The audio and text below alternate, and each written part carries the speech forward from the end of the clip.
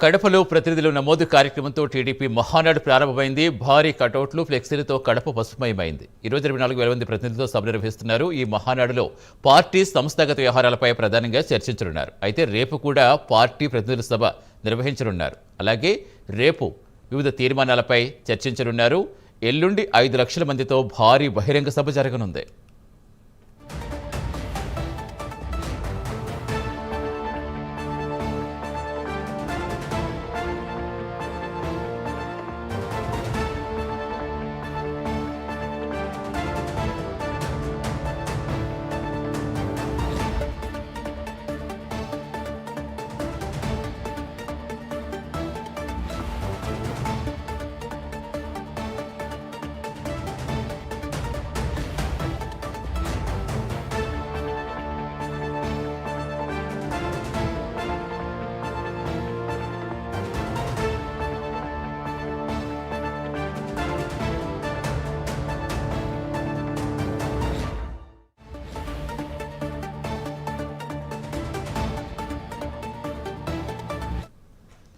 కడపలో ప్రతినిధుల నమోదు కార్యక్రమంతో టీడీపీ మహానాడు ప్రారంభమైంది. భారీ కటౌట్లు, ఫ్లెక్సీలతో కడప పసుపుమయమైంది.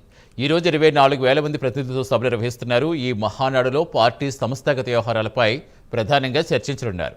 అయితే రేపు కూడా పార్టీ ప్రతినిధుల సభ నిర్వహించనున్నారు. రేపు వివిధ తీర్మానాలపై చర్చించనున్నారు.